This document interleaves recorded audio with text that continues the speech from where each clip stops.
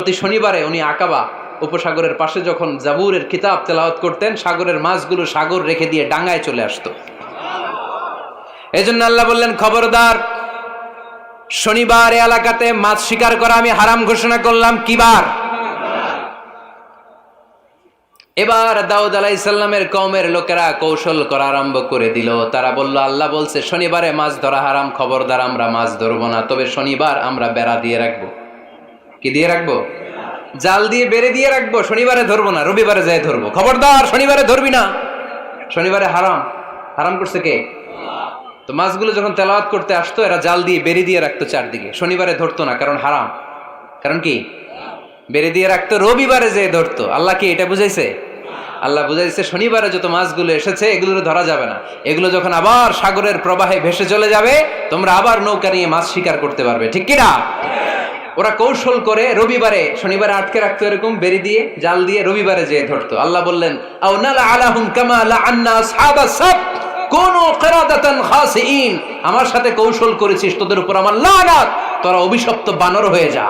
মুহূর্তে পুরো জাতিটাকে বানরে রূপান্তরিত করে দিল কে? আল্লাহ। এজন্য খবরদার, আল হিলাতু বিল হারামি হারাম। হারাম খাওয়ার জন্য যে কৌশল করি এটাকেও হারাম ঘোষণা দিয়েছে কে? আমাদের দেশে আরেকটা সিস্টেম আছে, হিলা বিয়ে আছে না নাই? হিল্লা বিয়ে কালিয়াতে মনে হয় নাই না? এলাকাতে আছে, ভয়ঙ্কর। আর তালাক আল বাইন আল বাইনুনা যখন হয়ে যায় কমপ্লিটলি ডিভোর্স, কোনো সম্পর্ক নেই, তখন ওই স্ত্রীকে যদি আবার ফিরে আনতে হয়, ইসলামের নিয়ম হচ্ছে আরেক জায়গায়, হাত্তা তানকিহা যাওজান গায়রা, আরেক জায়গায় বিয়ে হবে, নর্মাল প্রসেসে কোনো কারণে তাদের ডিভোর্স হবে, তখন আগের স্বামী স্ত্রীকে আনতে পারবে। এটারে অনেকে কৌশল করে, বিয়ের পরে একজন বুড়া মানুষের সাথে বিয়ে দেয়, সামান্য কিছু টাকা পয়সা দিয়ে এক দুই দিন সংসার করাইয়া ডিভোর্স নিয়ে আবার বিয়ে করা, এরকম আছে না নাই? লাআনা রাসূলুল্লাহি আল মুহাল্লিল ওয়াল মুহাল্লিল্লাহ। সুনানে তিরমিজির বর্ণনা, আল্লাহর হাবিব সাল্লাল্লাহু আলাইহি ওয়াসাল্লাম বললেন, যারা হিলা করে, যারা হিলা করায়, উভয়ের উপর আল্লাহর লানাত। এগুলোর সাথে আমাদের কোনো সম্পর্ক আছে? এজন্য আমরা হারাম খাবো না, হারাম ঘুরাইয়া খাওয়ার জন্য কৌশলও করা যাবে। এরপরে 8 নম্বর মূলনীতি হলো কাসবুল হালাল শারতুন লিকাবুলিদ দুআ। আমরা বলি, হুজুর আমার দোয়া কবুল হয় না, কিন্তু দোয়া কবুলের সবচাইতে বড় শর্ত হলো হালাল ইনকাম। ঠিক কিনা? হালাল উপার্জন ছাড়া যদি দোয়া করেন কবুল হবে? হারাম কিছু খেয়ে যদি আপনার দেহটারে বর্ধনশীল করেন, এই দেহ জান্নাতে ঢুকবে? লা ইয়াদখুলুল জান্নাতা জাসাদুন গুযিয়া বিল হারাম। হারাম দিয়ে বর্ধিষ্ণু যে দেহ, এই দেহ কোনোদিন আল্লাহর জান্নাতে ঢুকবে না। চিল্লায় বলেন ঠিক কিনা? ইন্নাল্লাহা তাইয়্যিব লা ইয়াকবালু ইল্লা তাইয়্যিবা। আল্লাহ পবিত্র, আল্লাহ পবিত্র ছাড়া কোনো কিছু গ্রহণ করে না। এক লোক কাবার চারদিকে কাঁদতে কাঁদতে বেহুশ, ইয়া রাব, ইয়া রাব, ইয়া রাব বলে বলে কাঁদতেছে। সাহাবারা দেখে বলল, সর্বনাশ, আজকের দিনের সব সওয়াব তো এই লোক নিয়ে যাবে, তার চেয়ে বেশি সওয়াব তো কেউই কামাই করতে পারলো না। আল্লাহর হাবিব সাল্লাল্লাহু আলাইহি ওয়াসাল্লাম বললেন, ওয়া মাতআমুহু হারাম, ও যা খায় ওটা হারাম খায়। ওয়া মালবাসুহু হারাম, ও যা পরে হারাম টাকা দিয়ে কেনা ড্রেস আপ। ওয়া গুযিয়া বিল হারাম, ওর দেহটা বড় হয়েছে, বর্ধিষ্ণু হয়েছে হারাম খেয়ে। ফা আন্না ইউস্তাজাবু লাহু, কেন আল্লাহ তার দোয়া কবুল করবে? কঠিন কালো তার দোয়া আল্লাহর আরশে পৌঁছবে না। চিল্লায় বলেন ঠিক কিনা? এজন্য দোয়া যদি আল্লাহর কাছে মাকবুল করতে চান, আপনার দোয়া যদি আল্লাহর আরশ পর্যন্ত পৌঁছাতে চান, হালাল খাওয়ার দরকার আছে না নাই? দুই রাস্তা, হালাল চলে গেছে এইদিকে, হারাম গেছে এইদিকে। সো আমরা যাব কোন দিকে? ডান দিকে। হালাল খুব বরকতময়, হালালে বরকত বেশি, হারামে বরকত নাই। বিশ্বাস করেন? 1 কোটি টাকা ইনকাম মাসে। কয় কোটি? এরকম লোক আছে না কসবায়? বাংলাদেশে আছে না? 1 কোটি টাকা ইনকাম, কোটি টাকা ইনকাম তার, কিন্তু বছরে কোটি কোটি টাকা তার ইনকাম, 1 মাসে ইনকাম 1 কোটি টাকা, কিন্তু দেখা যায় মাসে একটা হসপিটাল বিল পরিশোধ করতে তার চলে যায় 50 লাখ টাকা। আছে না নাই? ওয়াইফের ক্যান্সার, যার নেই কোনো অ্যান্সার, ছেলে ইয়াবা খায়, ওরে দেয়া লাগে 20 লাখ, বাড়ি ভাড়া, খাওয়া দাওয়া ইত্যাদি খরচ শেষে দেখা যায় মাস শেষে আরো 20 লাখ ঋণের মধ্যে পড়ে আছে। আছে না নাই? কিন্তু মাসে ইনকাম ছিল কত? 1 কোটি, কিন্তু মাস শেষে দেখা যায় 20 লক্ষ টাকা ঋণের বোঝায় চাপা পড়ে আছে। আর রিক্সাওয়ালা, ওর বেতন নাই, যা পারে ইনকাম করে প্রতিদিন, মাসে অন অ্যান অ্যাভারেজ তার ইনকাম 5,000। কয় হাজার? 1,000 চলে যায় ওর যে ছুপরির বেড়া, ওই বাড়ির ভাড়া দিতে।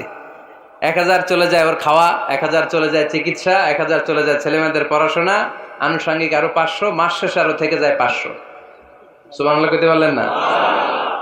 1 কোটি টাকা ইনকাম করেও 20 লক্ষ টাকা ঋণের বোঝায় চাপা পড়ে আছে। আর 5000 টাকা ইনকাম, মাস শেষে কত থাকে? 500। কারণ ওর পুরো ইনকামটাই হালাল। ওর পুরো ইনকামটা কি? আর হালালে বরকত ঢুকাই দিছে কে? হারামে কোনো বরকত আছে? আওয়াজ করে বলেন তো, গরু খাওয়া হালাল না হারাম? কুকুর খাওয়া? কুরবানিতে কি জবাই হয়? সুন্নতে খাতনার অনুষ্ঠানে, বিয়ের অনুষ্ঠানে, প্রতিদিন কসাইয়ের দোকানে, কোথাও কুকুর জবাই হয়?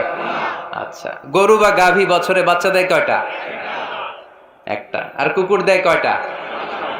7টা, 10টা, 11টা। জন্ম নিয়ন্ত্রণ নাই তো, দেদারসে দিচ্ছে, ফ্যামিলি প্ল্যানিং নাই, তাই না? আচ্ছা, তো দেখেন, গরু বাচ্চা দিল কম, কুকুর বাচ্চা দিল বেশি। গরু জবাই হয় বেশি, কুকুর জবাই হয় না। গরু আমরা খাই বেশি, কুকুর খাই না। তারপরেও কসবায় গরু বেশি না কুকুর বেশি? আওয়াজ করে বলতে হবে, গরু না কুকুর? কারণ গরু খাওয়া হালাল, আর হালালে বরকত ঢুকাই দিছে কে? এজন্য দ্য ডিসিশন ইজ ইয়োরস, সিদ্ধান্ত আপনার। কই যাবেন, ডানে না বায়ে? হালালের সাথে না হারামের সাথে? হালালটা হচ্ছে পরিবেশ বান্ধব। হালালটা কি? Eco friendly. এটা পরিবেশ বান্ধব, এটা স্বাস্থ্যকর, এটা রুচিসম্মত, এটার মধ্যে কোনো ঝামেলা নাই, এটাতে কোনো ভেজাল নাই। হালালে থাকলেই লাভ, যদিও অল্প। সুবহানাল্লাহ পড়েন। এজন্য রাব্বুল আলামিন বলেন, ইয়া আইয়ুহান নাসু কুলু মিম্মা ফিল আরদি হালালান তাইয়্যিবা ওয়া লা তাত্তাবিউ খুতুওয়াতিশ শাইতান ইন্নাহু লাকুম আদুউম মুবিন। ওহে মানুষেরা, শোনো শোনো, এই জমিনের ভেতরে যেটাকে আমি হালাল করেছি, যেটাকে আমি পবিত্র করেছি, ওইটা খাও, ওইটা গ্রহণ করো।